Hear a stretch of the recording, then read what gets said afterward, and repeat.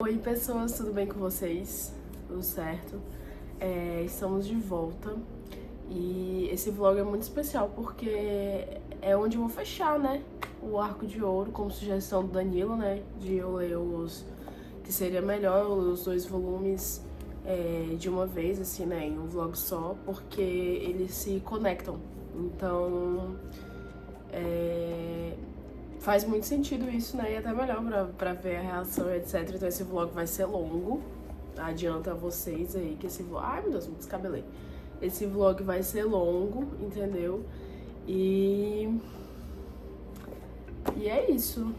Eu tô muito curiosa, com medo. Não vou mentir. Não vou mentir que eu tô com medo. Então eu tô muito ansiosa. Eu ia gravar ontem, só que eu tô com uma bela de uma torcicolo. Então assim, eu tô aqui, mas eu tô melhor. Eu tomei remédio, usei salompas, etc. E estamos melhor. Só que querendo ou não, tava bem ruim ontem e tal, é por isso que eu não gravei. Mas o meu plano era ter gravado ontem, mas enfim, estamos aqui pra gravar hoje, né? Eu acho que vocês já sabem, né? Toda vez eu dou aquela intro do que tá acontecendo e tal. E no 10º volume a gente fica... O 10º volume ele acaba... Não, o 11º, né? Tô falando do 10º, não. O 11º volume, ele... O Zod, o Nosferatu, aparece meio que lá no meio... quase no final já, né? Tipo, quase encerrando, ele aparece, fala da profecia e tal. E aí meio que já tá começando ali, né, o caos, o caos já tá próximo, né? Então... Aí é isso, galera, eu tô aqui com o 12º... Ah, antes de eu falar sobre Berserk, eu vou... Na verdade, acho que eu não vou misturar, eu ia falar sobre o Warbreaker, eu acho que eu vou deixar um vídeo só pra falar sobre o Warbreaker do Brandon Sanderson. Inclusive... Tem outro livro, do nada aqui falando, mas é que tem outro livro que eu quero ler também esse ano ainda, esse aqui, vou mostrar pra vocês. Eu não sei como pronuncia, tá? Porque isso aqui é grego, né? Então, eu falo Catabases, mas eu não sei se é assim, tá? É da R.F. Kuang, ela que escreveu aquele... A Guerra da Papoula. E Yellowface também, eu acho que é impostora, se não me engano. Também, inclusive, em um dos clubes de leitura que eu faço parte, a gente tá lendo Yellowface, tá sendo muito legal. Eu gosto muito da escrita dela. E eu quero muito ler Catabases. Eu peguei esse aqui também pra mostrar pra vocês que eu tô com o meu outro do Brandon Sanderson. Que é o Mistborn. Né? E ele é muito bonito, eu gosto muito desse livro. Ele é assim... Deixa eu mostrar pra quem ainda não viu. Ele tem essa capa vermelhona e... essa contracapa, na verdade, né? E ele também tem uns mapas aqui dentro, muito legais.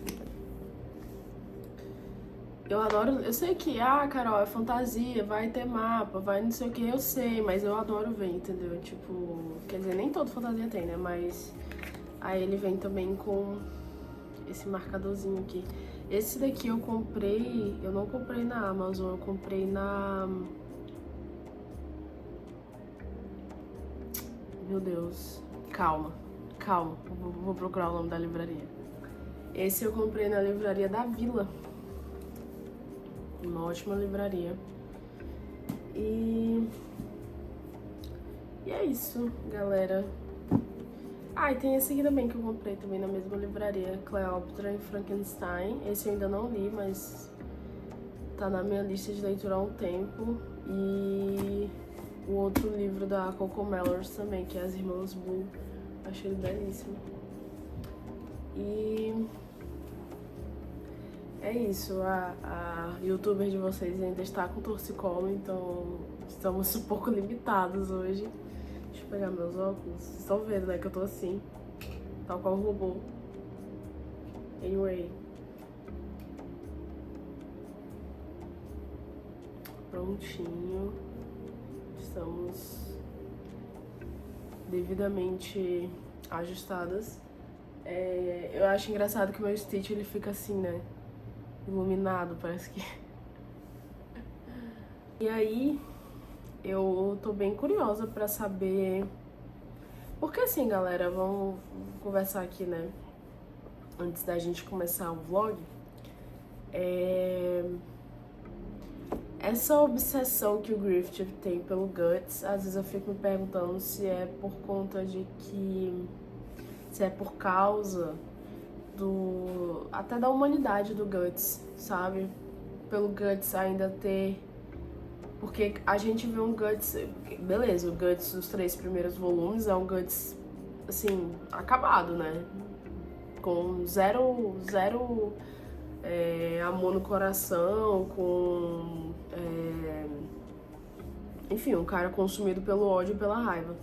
E o Guts que a gente vê do 4º volume, se não me falha a memória, em diante, é um Guts humano. É um Guts ainda que tem os traços de ser humano, né? As ações do Griffith com o Guts, se não é porque o Guts é um ser humano, sabe? Sem ter o ódio, sem ter a raiva. E eu não sei se o tipo de divindade que é o Griffith, se ele se alimenta dessa parte mais dark do ser humano, né, talvez, não sei. E eu quero entender, talvez isso eu consiga, não sei se eu vou conseguir descobrir na leitura desses dois aqui, mas talvez ter um pouco mais de ideia, né, do que rola, do que acontece. E também eu fiquei pensando nesse final de semana, porque como eu falei, eu ia ler, né, ia aqui gravar pra vocês, mas eu fiquei pensando, já que eu não li, muito na relação também da Casca com o Griffith, porque a gente acha que é uma relação amorosa, mas agora eu não sei se eu vejo mais como uma relação amorosa, sabe? Eu tô achando que é mais uma relação de apego. E apego e amor não é a mesma coisa, né? Apego e amor é diferente. Ainda mais ela que passou por várias situações ruins da vida, se viu sozinha e o Griffith estendeu a mão pra ela, né? Então como que ela não iria se apegar, sabe? Eu acho que é meio irreal pensar que ela não iria se apegar. Desculpa, vou espirrar. Corta. Eu espirrei e voltei. Eu acho que é meio irreal pensar que alguém como ela não ia se apegar, dadas as circunstâncias que ela veio, que aconteceu, enfim. Eu só... enfim, eu acho que eu não vou emitir essa opinião agora, eu vou ler primeiro, né, e depois eu... Não sei, tipo, você pega, por exemplo, um animalzinho de rua pra cuidar, e claro que eu também não tô falando que é uma regra, né, assim, porque falando de ser humano e até dos animais também, tem as personalidades, né, adotou, né, o bichinho vai se apegar extremamente, etc. Então o ser humano vai ficar, tipo, super apegado. Nem sempre, depende da personalidade, né? Mas é natural, eu acho, que aconteça, sabe? Esse apego. Então era a figura que ela tinha, né? De alguém que acolheu, de alguém que deu um lugar pra ela morar e uma oportunidade dela mostrar que ela também era capaz de chegar em algum ponto. Então, assim, meio que compreendo, sabe? Meio que compreendo esse vínculo que ela tem com ele, né?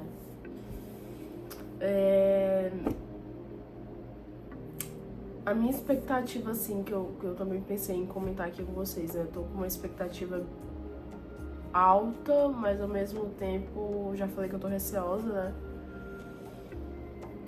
Tenho alguns personagens favoritos já recebi spoilers de uma certa pessoa. Já sei mais ou menos o que vai acontecer, mas mesmo assim, né? Eu tenho meus favoritos, eu gosto muito da Casca, porque ela é personagem feminina e, querendo ou não, a gente sempre procura alguém que possa de alguma forma parecer com quem nós somos, né? Então eu gosto muito dela. E eu acho que vai acontecer um caos enorme aqui, já dá pra sentir a energia pesada, né? Vindo lá desde o volume 10. Então, é isso, eu acho que sem mais delongas, vamos começar, né, pelo volume 12. Enfim, vamos começar, né? A introdução foi longa, o vídeo vai ser longo, então, mas eu vou deixar marcadinho uma minutagem aqui de onde começa tudo pra organizar pra vocês aí, só pra deixar organizado mesmo. Esse é o volume 12, volume 1, 12. Beleza. Eu acho legal que sempre essa introduçãozinha aqui a gente sempre lê, né? Pra entender onde é que a gente tá. Eita. Só na capa aqui já dá aquela sensação que você sabe que vai acontecer. Enfim. Vou ler o índice aqui pra vocês, tá? Do volume 12. Requiem dos Ventos, Os Guerreiros do Crepúsculo, O Garoto do Beco, Eclipse, famoso, A Hora Prometida, Descensão, Pandemônio, Castela, a Despedida e o Banquete. São todos os capítulos desse volume aqui. Então vamos lá. Requiem dos Ventos é o primeiro capítulo.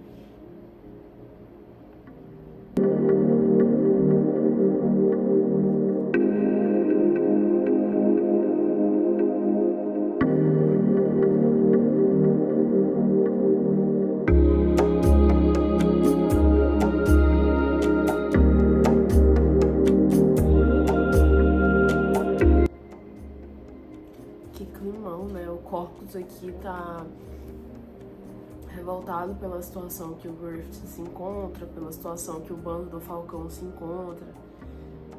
É complicado, né? Assim, é uma história tão bem escrita que você sente, né, a frustração. Aquela coisa do tipo assim, poxa, eu achei que eu ia ser livre em algum momento, mas acabou, sabe? Dá pra sentir a frustração dele. Ele é um personagem interessante, o Corcus. Apesar de, às vezes, né... Que ele é meio que aquele cara, tipo assim, que... não acredita em nada, entendeu? Tipo... Eu tô sempre certo, porque eu sempre... Ele tem um pessimismo, entendeu? E aí, quando esse pessimismo dele é confirmado, é meio que, tipo assim, acabou o mundo dele, né? Porque lá no fundo ele não queria ser tão pessimista assim. Ele ainda tinha um pouco de esperança, sabe? É triste. E essa cena aqui é muito bonita. E é muito interessante, né? Porque o Miura, o Kentaro Miura, ele tem um dom, assim, de desenhar e de criar coisas extremamente assustadoras, mas também muito bonitas. No caso, essa daqui só é muito bonita mesmo. Mas é triste, né? Essa cena. É quando eles estão reunidos, né? O Griffith foi exposto e eles viram que aquela ideia, aquela coisa, né? De reino do Griffith e tal, não existe mais, assim. A chance deles deixarem de pertencer a uma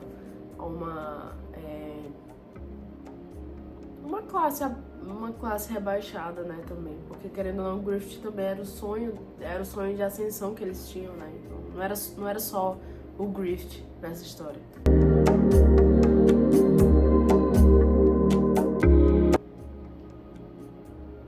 O Judô é muito legal, né? Ele é um dos meus personagens favoritos. Eu já falei isso, eu acho que em todo vlog que ele aparece eu falo.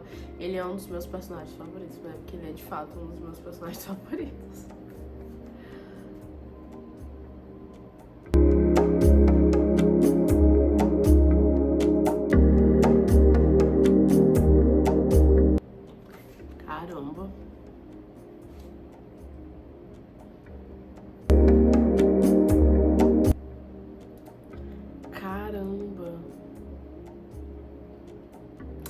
eu tô assim porque os diálogos são muito bons, né? Por exemplo, depois que eles enxergam que o Griffith tá acabado e de que a chance deles continuarem o plano é, tipo, mínima,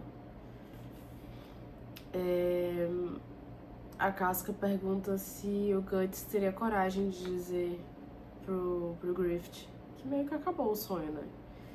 E aí ela fala, somos fracos e os fracos se agarram ao sonho das outras pessoas. Eu acho que seria, assim, né? Falando do Griffith, seria tipo a morte pro Griffith isso, né? Falar que ele é fraco.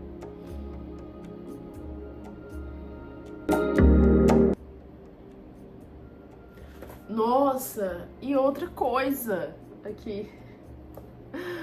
Eu tendo um insight aqui na hora. E outra coisa, porque ela continua, né, o diálogo. Será que há alguma coisa que podemos fazer? Confortar com palavras de apoio, repreender com palavras duras? Porque assim, e nisso vai mostrando a galera do exército do Griffith, né? Porque no final das contas, quando ela fala que eles são fracos, os fracos se agarram ao sonho de outros, é porque eles se agarraram ao sonho do Griffith. Caramba.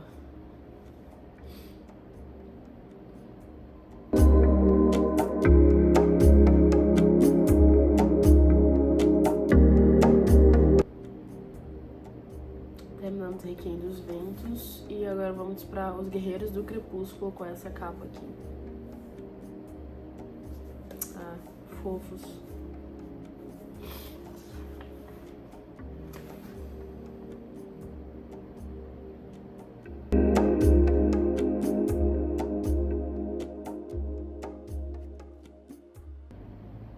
Oxi, o que tá acontecendo aqui?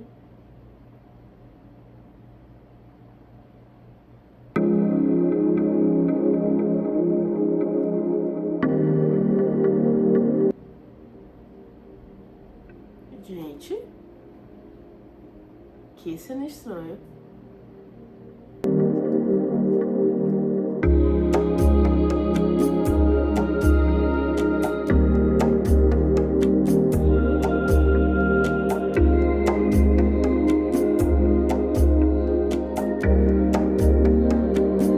A galera querendo ir com o Guts.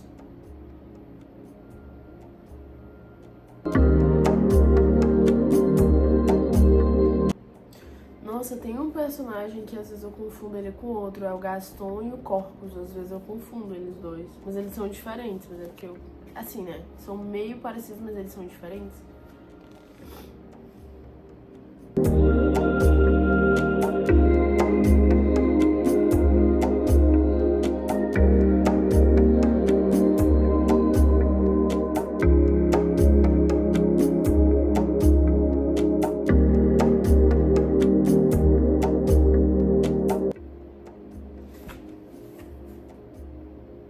Ai, não sei não, galera. Eu não sei se é porque eu já tô meio desconfiado com o Griffith, desde que eu comecei a ler, né, sabendo quem ele é, sabendo que as coisas, etc. Essa jogadinha dele pra cima da casca é porque ele é obcecado pelo Guts, né? Chegamos a essa conclusão. Mas essa jogadinha dele pra casca, dele se jogou em cima dela, aí ela falou pro Guts, eu não consigo ir, eu tenho que ficar. Aí o Guts falou assim, eu também tenho que ficar pelo Griffith. Era o que ele queria, né? Era o que o Griffith queria, no caso. Será que eu tô errada? Não sei, mas é o que me parece.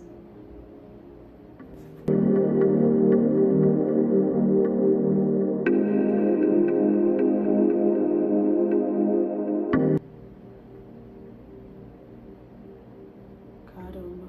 Terminamos o Guerreiro do Crepúsculo com... Ai, sei lá, eu... Não sei, galera. Porque eu acho que as coisas acontecem na vida do Guts, assim, de uma forma muito... Tudo é sempre muito trágico. E dá dó, né? Tipo assim, poxa, o cara me deu um minuto de paz.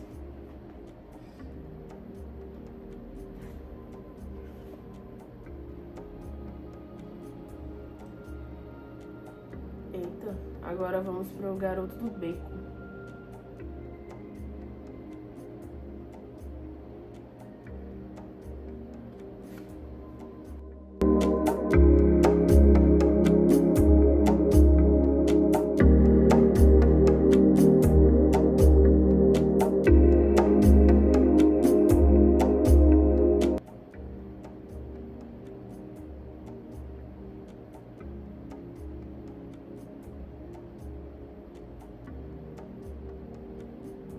Oxi! Gente! Como assim?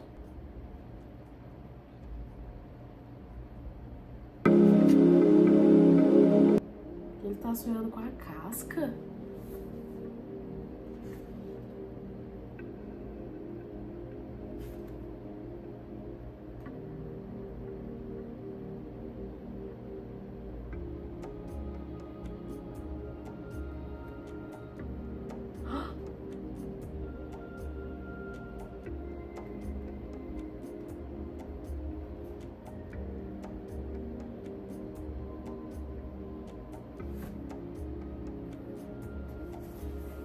Spoiler, tá?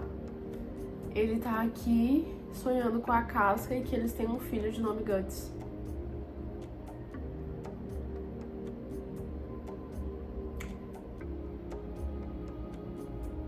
Vamos continuar lendo.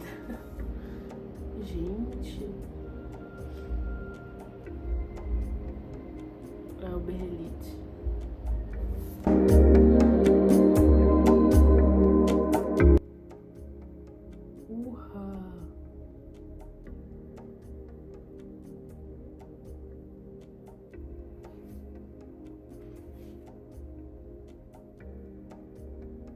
Caramba, lembra daquela cena lá que eu mostrei pra vocês? Mais uma.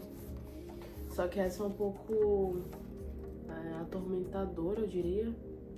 Eu acho que o que vai vir depois não é algo muito legal. Aquela do Griffith, do Guts da casca com o bando do Falcão tava mais melancólica, né? Essa daqui tá meio tipo... Você sabe que alguma coisa vai acontecer. Terminamos o Garoto do Beco. E... ele pegou o Berrelite. Agora vamos pro famoso. Famoso. Gente, eu não sei não, hein? Não sei não. Meu Deus, vamos lá.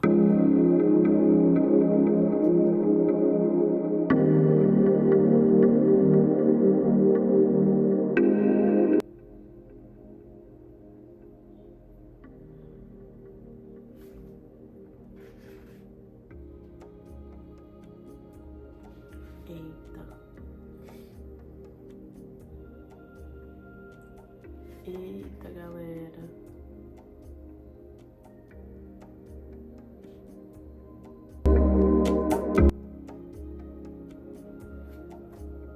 Gente, que cena.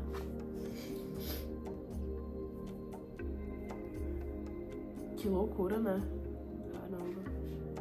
Eita, essa cena aqui tá bem mais interessante. Olha só essa página dupla. Pobre Guts. Tô com dó dele. Nossa senhora. Sabe o que isso aqui me lembrou, galera? Outro anime. Eu não cheguei a assistir tudo, tá? E nem cheguei a ler mangá, nem nada, não. Mas é porque eu tenho muitos amigos que gostam. Aquele Shingeki no Kyojin. Acho que é assim que se fala. Ataque aos Titãs. Que parece os Titãs, né? Só que são anomalias, né? Acho que aberrações, sei lá.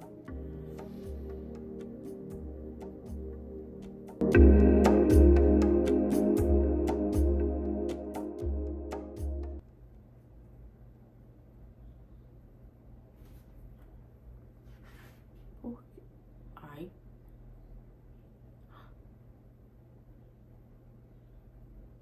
O que tá acontecendo, gente?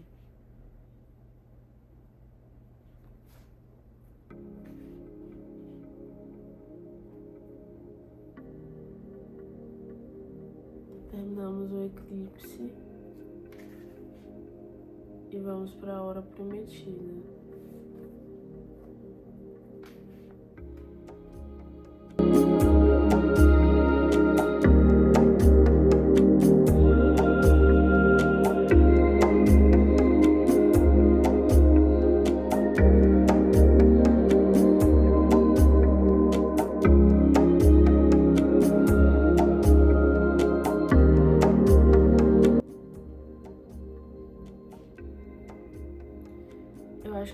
tá vendo agora aqui nesse capítulo de depois do eclipse aqui.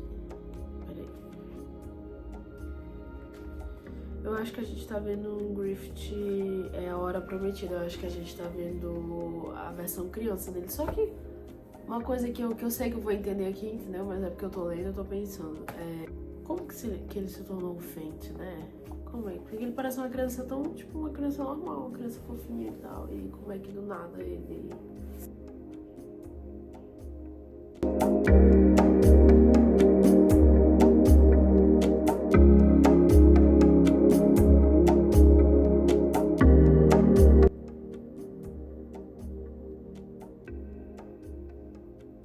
O Puck! Meu Deus!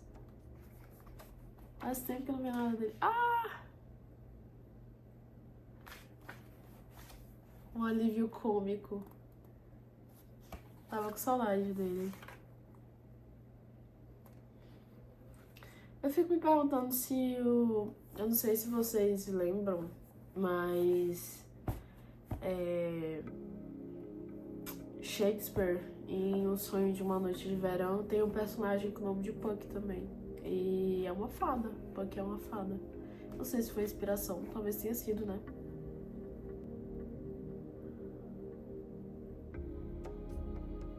Eita.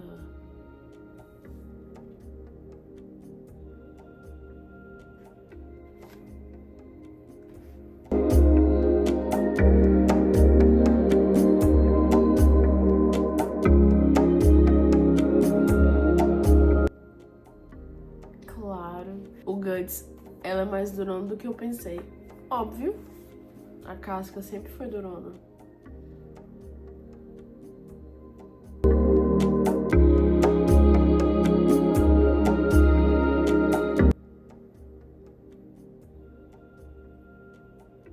Olha só isso, essa página dupla aqui. É como se eles estivessem andando em cima do rosto do Berrelite. Que loucura. Coitado, Guts.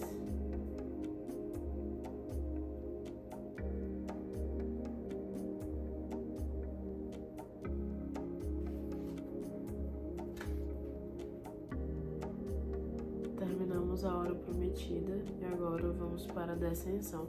Eu sei que é talvez quer dizer, não sei, né? Tô aqui falando. Talvez seja um personagem ruim, mas olha a capa como é bonita. Que bonito, né? Traço. Descensão.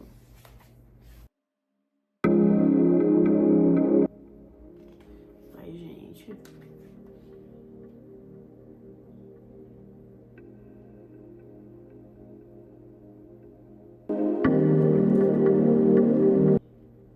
Credo. Nossa, muito esquisito.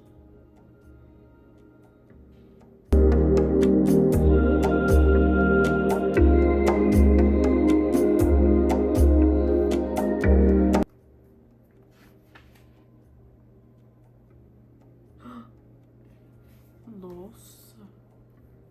Não lembro desse. Ele apareceu.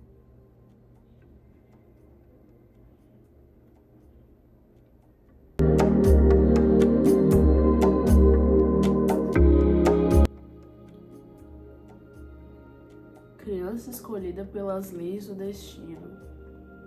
Falcão.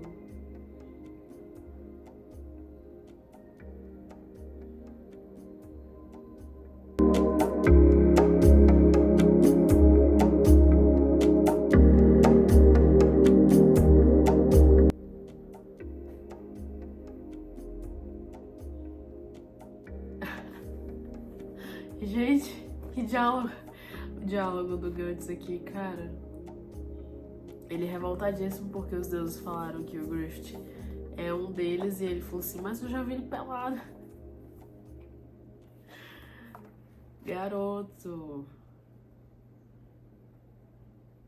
Ele falou que já viu o Griffith pelado, não tinha visto nenhum rabo dele. Ai, ai.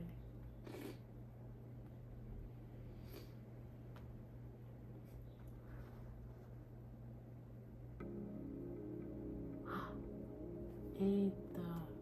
Nossa, será que é o que eu tô pensando que vai acontecer? Me dá uma pastilha, aquelas. Talvez eu corte isso. Ok, vamos começar Pandemônio. Preciosos sacrifícios. Meu Deus, eu acho que eu já sei o que vai acontecer aqui, hein?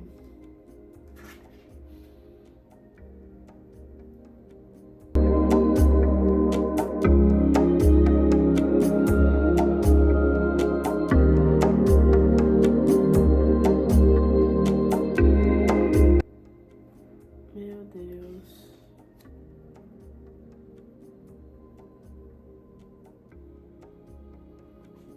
Os personagens dão medo, né? Esses personagens mais animalescos. Que é isso, cara?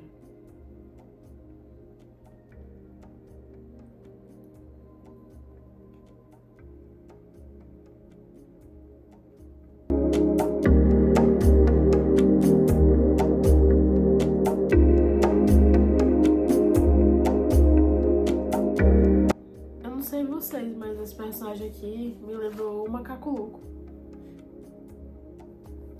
As minhas super poderosas. Referências. Meu Deus, cavalinho. Sendo jogado pelo Anthony em culpa.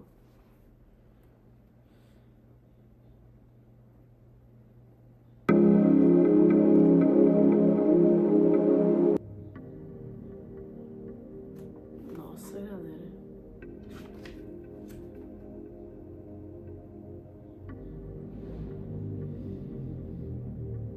Agora terminamos Pandemônio, estamos em O Castelo.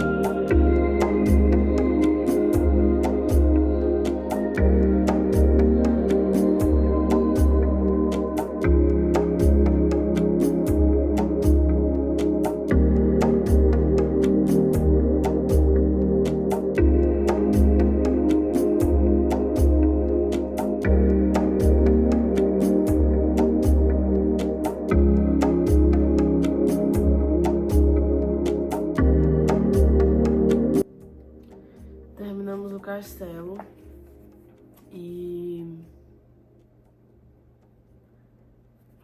dá pra tirar uma reflexão sobre o Grift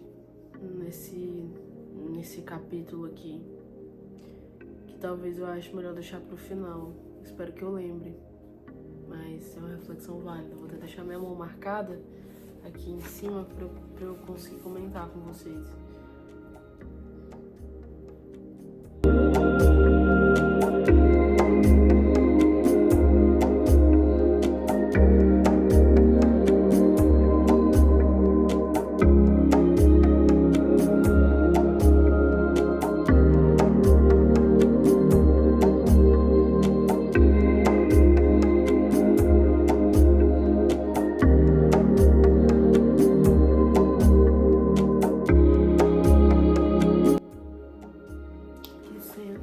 Que cena bonita também. Tô marcando com o dedo aqui pra comentar.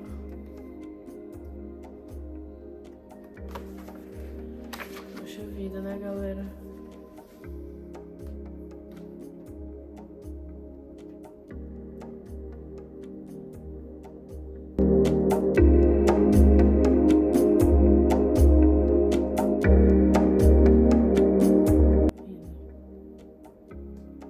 Terminamos a despedida e vamos pro banquete.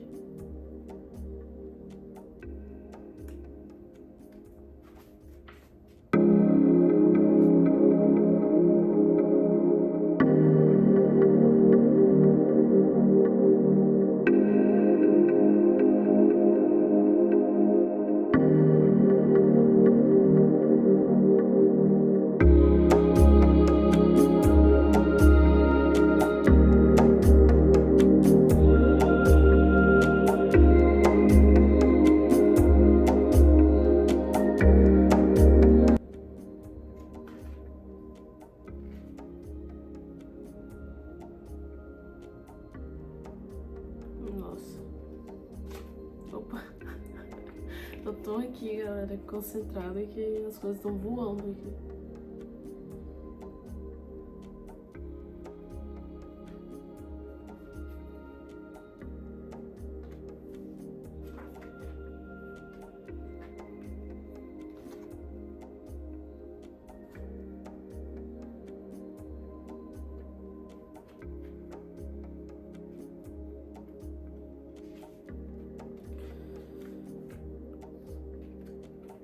Terminamos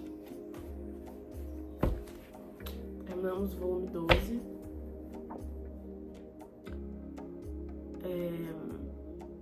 E a conclusão que eu tenho do volume 12, na verdade, acho que a gente pode falar sobre duas coisas, né? Então, a gente pode falar sobre outras coisas, mas o que me vem à cabeça no momento.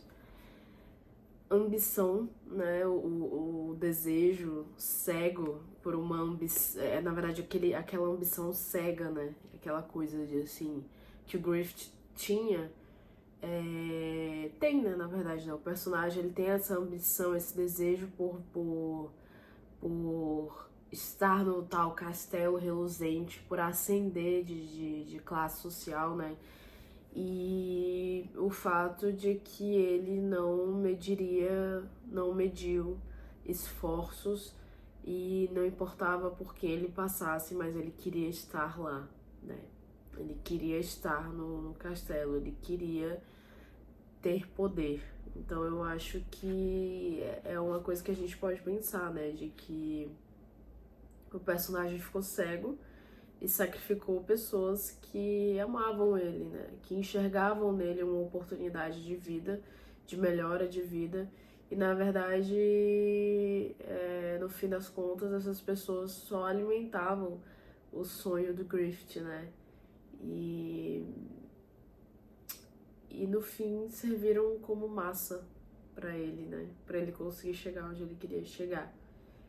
E a gente vê o outro lado, né? Que é o Guts, com o seu coração enorme, ainda acreditando e lutando pela aquela imagem que ele criou do Griffith, né?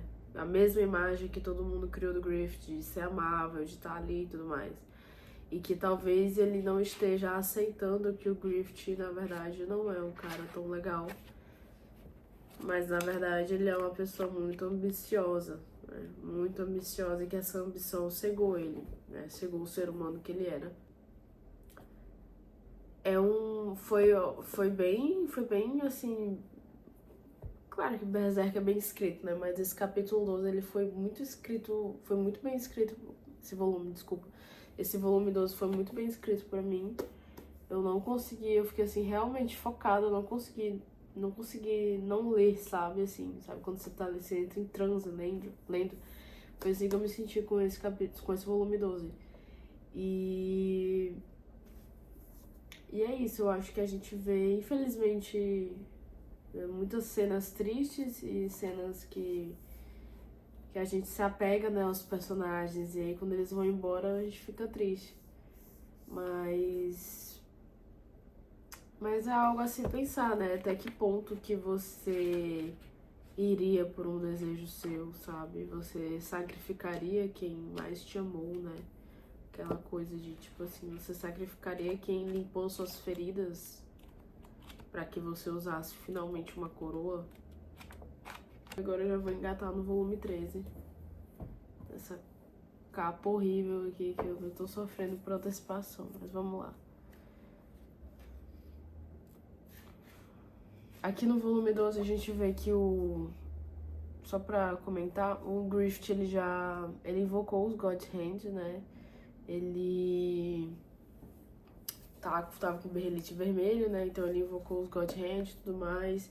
E aí causa confusão com todo mundo do bando do Falcão. Pelo que eu vi aqui, coisas muito ruins aconteceram com eles. Eu acho que já todos foram de base, inclusive. E é isso, galera. Vamos ler o volume 13. Não vou nem perder muito tempo, eu já quero ler. E vamos lá. Aqui no volume 13 a gente tem Tempestade de Morte, parte 1 e 2, O Deus do Abismo, Sangue Fresco, O Movimento Fetal, Nascimento, A Última Visão do Olho Direito, Fuga, Acordando do Pesadelo, Correndo e Promessa de Vingança. Então vamos lá. A gente começa a Tempestade da Morte, parte 1. Com o Zod aqui, já aparecendo.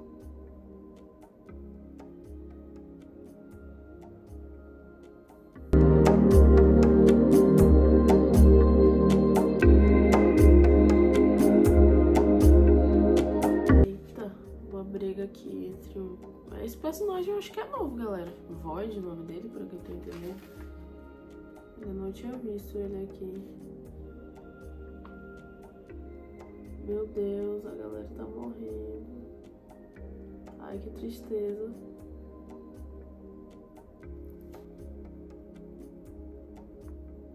Ai, o Pippin. O Pippin vai morrer também, galera. Ele tá salvando a casca.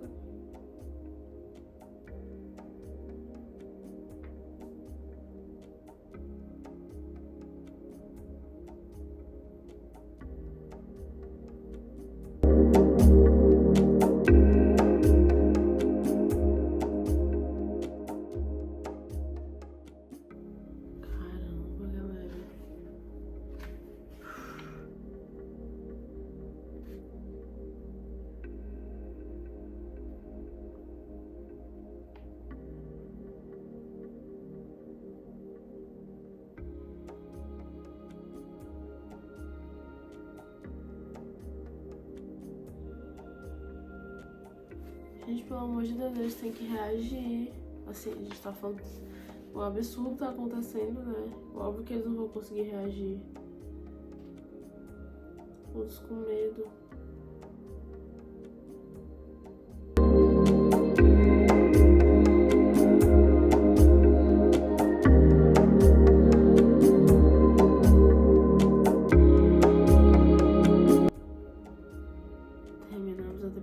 Da Morte, parte 1. E eu vou confessar pra vocês que deu vontadinha de dar uma choradinha.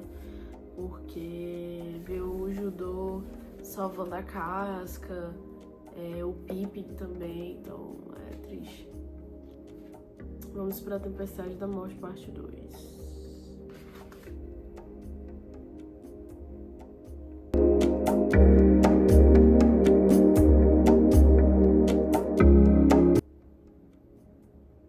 Meu Deus, o Judô tá sendo maravilhoso nesse... Ai, não.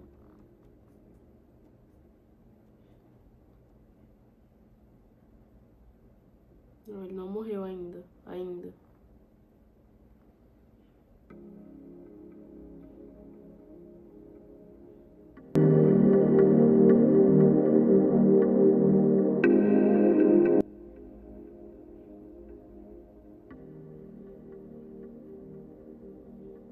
Que monstro esquisito, galera. Ai, não, velho.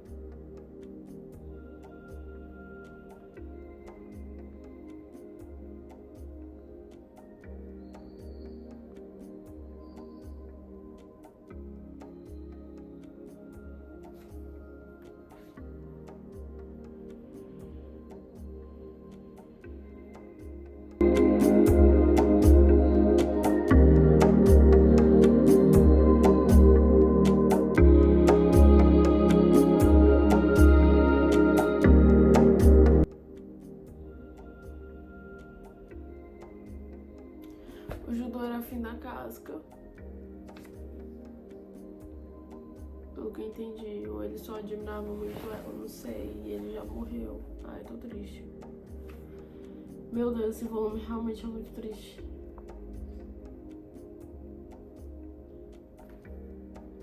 E eu ainda tô na página 39, tá? Eu já tô triste assim.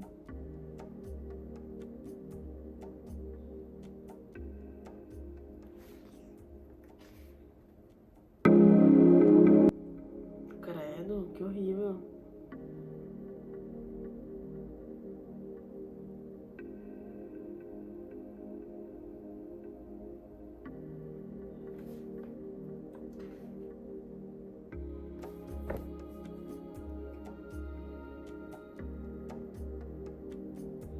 Não sei se eu quero ver, não.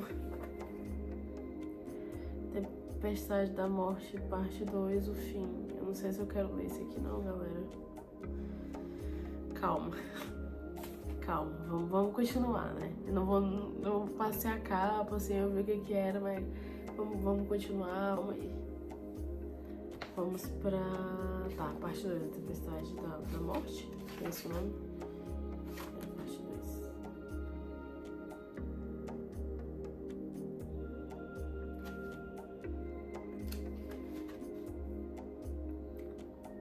Terminamos, não, a gente terminou na verdade, né? Agora a gente vai pro Deus do Abismo. E o Guts tá enfrentando um monte de malucão aqui. E apanhando o bichinho, coitado.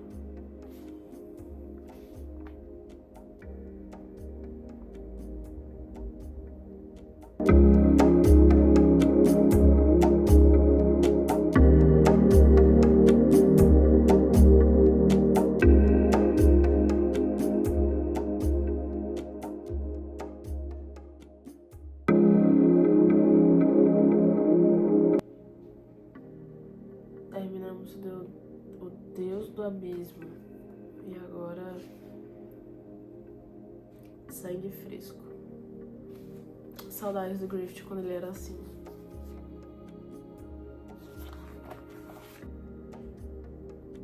Gente, o Guts, ele é muita inspiração, né? O cara não desiste. E ele não importa o tamanho do monstro, não. Ele tá lá, entendeu? Enfrentando.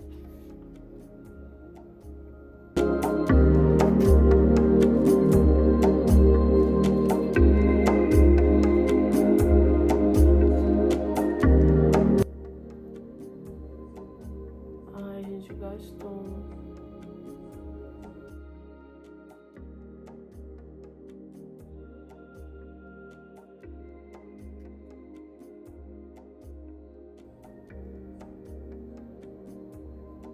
Ai, gente.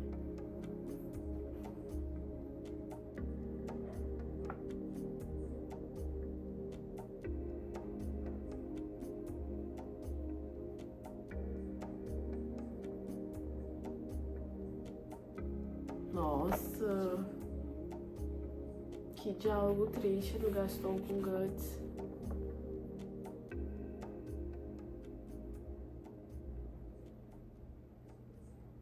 Caraca, que cena horrível.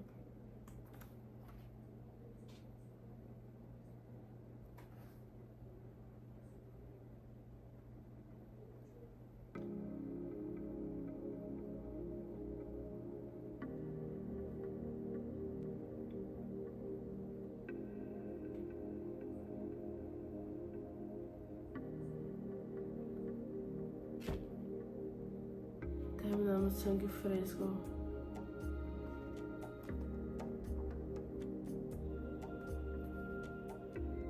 E o movimento fetal começou com uma cena horrível. Ai, cara, que maldade.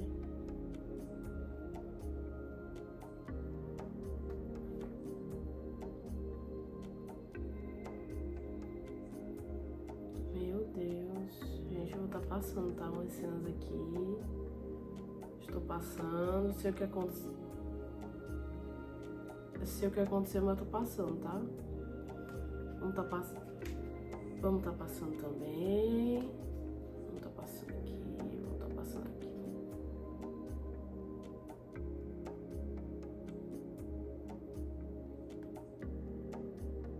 Ai, não, credo.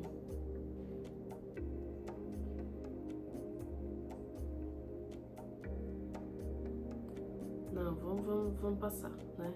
Aí terminar o movimento fetal, beleza. E estamos agora em nascimento.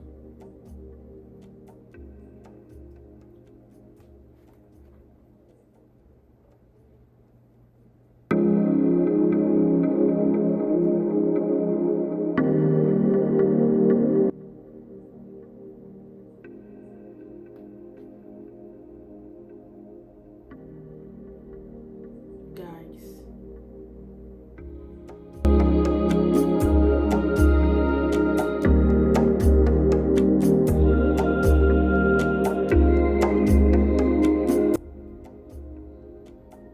Vamos tá passando também uma cena aqui que eu não tô afim de ver, não quero ver não. E é isso aí, vamos tá passando, o Grift Lucas tá. Aí agora estamos em a última visão do olho direito.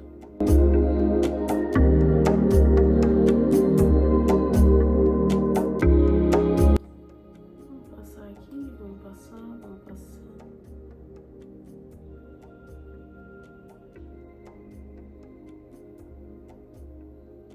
Gente, que volume maluco é esse, pelo amor de Deus?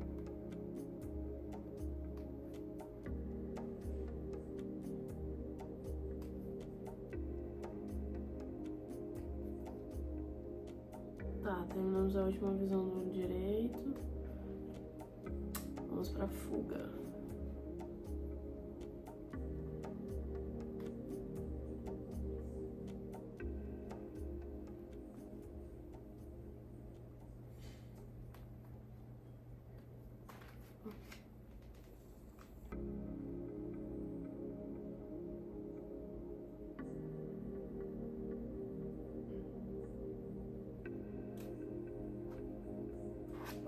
Ai, toda vez tô jogando negócio na minha cara.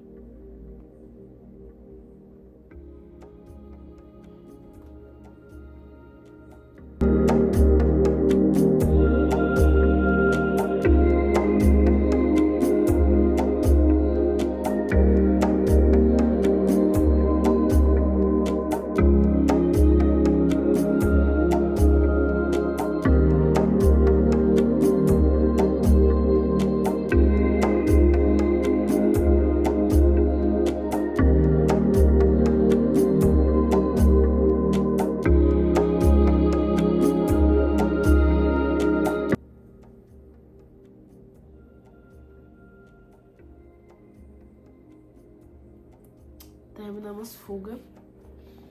E agora vamos pra Acordando do Pesadelo. Bichinha, coitada da casca, tô mal.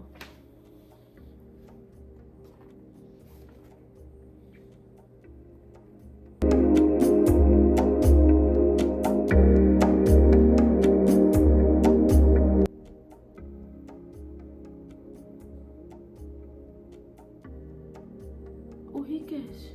Gil tá tentando lembrar o nome dele.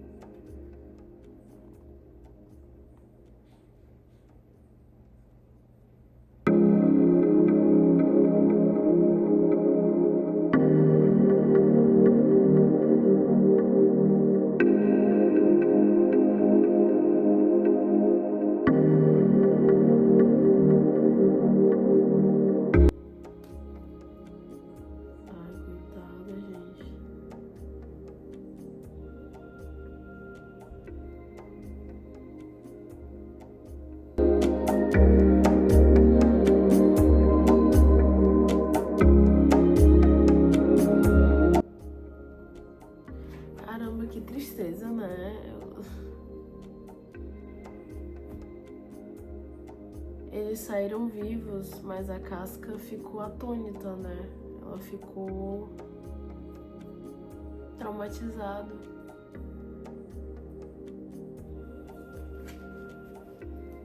Ai, que tristeza.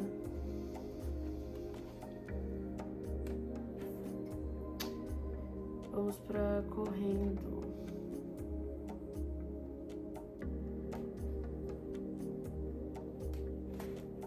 Ele tá lembrando de todos os companheiros dele.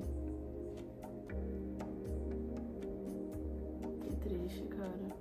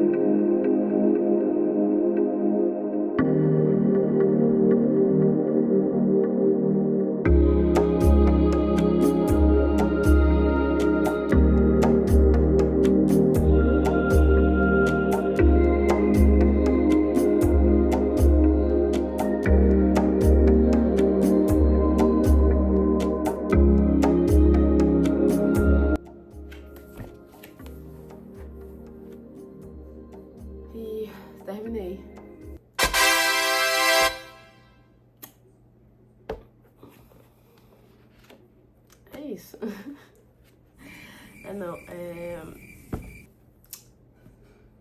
eu tô realmente triste, porque eu sabia que ia ser um volume triste, mas eu não sabia que ia ser da forma que foi.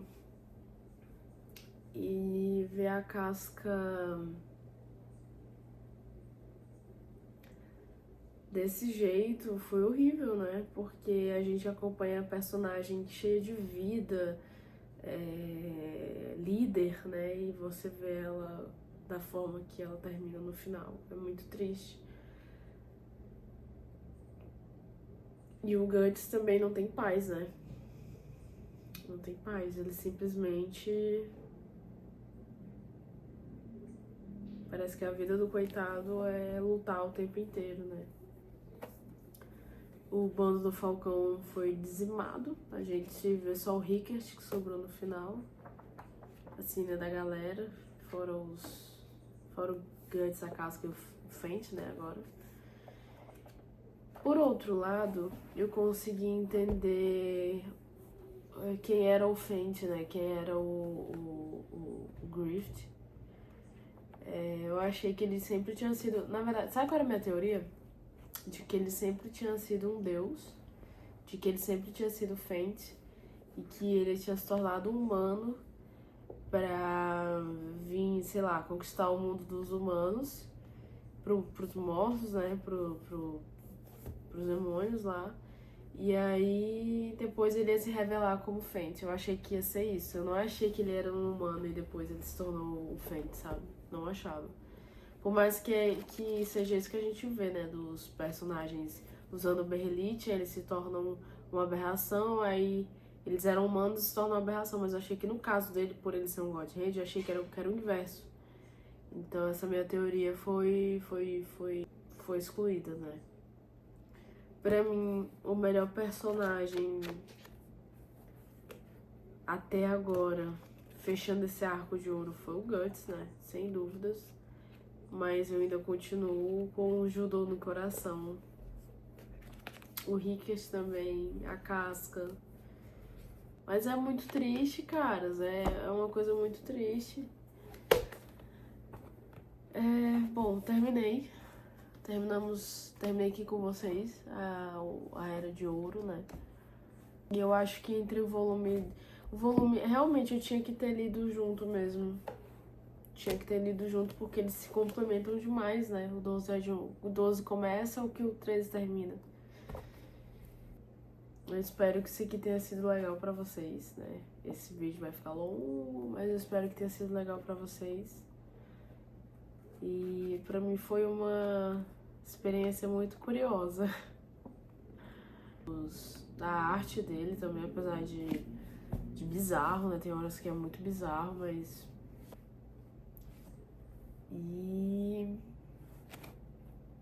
eu acho que Berserk é muito aquela coisa do... Até onde você vai por aquilo que você deseja. Até onde você sustenta, sabe? E será que o seu desejo, ele é realmente um desejo? Porque desejos, não existem desejos... Assim, né? Se a gente tira a moral e a ética, não existem desejos bons ou ruins. São desejos. Mas o seu desejo, ele é algo que vai acrescentar na sua vida de forma positiva, né? Vai acrescentar na vida da sociedade uma coisa boa, ou ele vai, na verdade, prejudicar você e a quem está ao seu lado? Eu acho que pra mim é a coisa que eu mais pensei dentro do Berserk, sabe? Agora, terminando o Berserk, pra mim eu acho que é mais isso, é a decisão que você toma, ela é algo que vai ser bom, sabe? Ou é algo que vai prejudicar quem tá com você e você mesmo. Mas também tem o lado da força do Guts, né? Um personagem que não desiste, então é algo que a gente pode pegar também. E fora os outros personagens, né? A lealdade dos personagens do Bando do Falcão também. E é isso. Terminamos a Era de Ouro. E agora eu entendo porque que o Guts tem tanta raiva. Espero que vocês tenham gostado. Comentem, né? Vamos conversar aí nos comentários sobre quem leu, né? E as teorias que vocês têm também. Até onde você leu. Porque eu vi que são 49 volumes. São 43? Enfim. Eu acho que... Tá, se eu vou pesquisar, eu corrijo, coloco aqui a legendinha. Mas se você leu até o final... Se você recomenda que eu continue lendo, se só ler a Era de Ouro já é suficiente pra conhecer Berserk. Mas é isso, galera. Vou me recuperar agora. Tô brincando. Mas é isso, assim. Eu vou sentir falta do Bando do Falcão. Enfim. Esse foi o vlog. O vlog eu acho que mais longo que eu fiz aqui. Espero ver vocês nos próximos. E é isso. Tchau, tchau. Galera, vocês deixam eu falar só mais um pouquinho?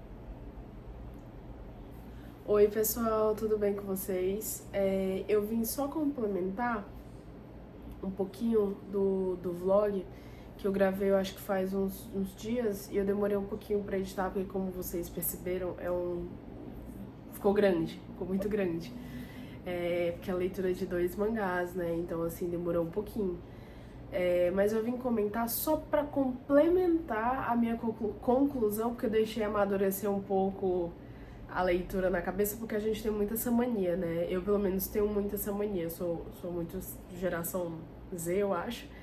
E quando eu termino de ler alguma coisa, eu já ou quero colocar no Goodreads, ou quero já adicionar no Scooby, e se duvidar eu já quero resenhar, eu já quero conversar. E eu acho que faz um pouco de falta da gente deixar amadurecer a leitura na cabeça um pouco. Então eu fiz intencionalmente isso, deixei amadurecer um pouquinho. Pesquisei um pouquinho sobre o Miura também, conversei com amigos também sobre Berserk, né, amigos que já leram e tal. E eu encontrei, eu vou colocar na descrição do vídeo as referências que eu usei, né, pra falar aqui pra vocês sobre o Miura. Na verdade foi do Berserk Project, eu acho que é um blog brasileiro, né, de brasileiros, que eles traduziram algumas entrevistas com o Kentaro. E aí foi aí que eu pude descobrir um pouco mais sobre o autor, né, porque eu acho legal a gente entender o contexto do autor, às vezes até o contexto social, o contexto político que o autor está inserido, do país que ele vive, né, enfim, todo esse contexto é legal pra gente poder entender o motivo pelo qual que o autor escreve daquele jeito, né. Aqui eu falo de autor, né, eu acredito que o mangaka talvez se encaixe na mesma coisa, porque a obra do artista fala muito também do que dele como pessoa, na maioria das vezes, né. Às vezes nem sempre, mas às vezes é só um alter ego, alguma coisa ali. Mas na maioria das vezes ele fala um pouco sobre o artista. E aí eu fui pesquisar. E eu vi que ele usou como referência Violence Jack e Gin Saga. E aí eu pesquisei por cima, tá, sobre esses 2 mangás aí que são bem aclamados, pelo que eu percebi.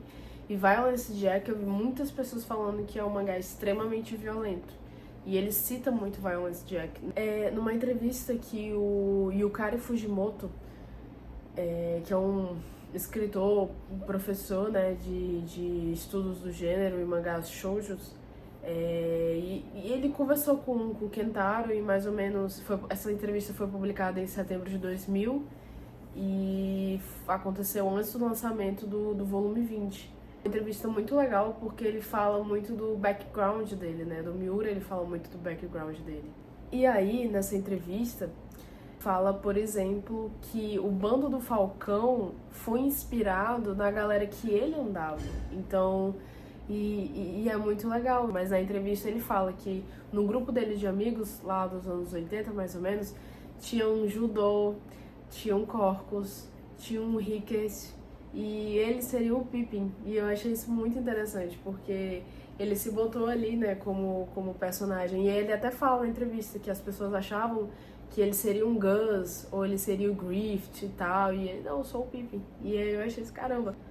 É porque é um mangá que ele trata muito também sobre essa competição masculina, né? Tem essa... A gente vê o Gus e o Grift competindo, e ele até fala, né, das experiências pessoais que ele teve, que os caras, por mais que eles fossem teus amigos, ali no meio masculino, eles poderiam até te derrubar, se significasse que eles fossem ganhar em alguma coisa. E entra muito aquela questão da competição masculina, né? E outra coisa interessante que eu vi nessa entrevista que ele deu também, é que ele tinha a intenção já de criar um personagem, já de criar uma história com um protagonista raivoso. A raiva era o tema central, era para ser o tema central dessa história desde o início. A questão é que ele não sabia como que ele iria chegar, como que esse personagem dele ia ter tanta raiva. Então ele adicionou várias coisas dramáticas na obra para que ela fosse da forma que é. Outra coisa que eu achei interessante que ele falou assim, que os monstros de Berserk são violentos e tristes. Eu fiquei, sabe? E outra coisa que entre um ponto que eu queria abordar aqui com vocês, que eu acho que já, não sei se entra na questão de opinião pessoal ou não, mas aí já é a minha visão crítica do mangá mesmo. Na entrevista que ele fez pro Le Figaro, que é um jornal francês, com o Nagashima, que na época ele era o editor, acho que de Berserk, isso foi em 2019. O Miura, ele pediu desculpas, né, pelas cenas que ele sabia que ele poderia ter se passado em muitas das cenas, né, apesar dele ter sido apoiado pelo editor e pela agência na época, mas ele entendia que ele podia ter se passado e que ele levou alguns puxões de orelha.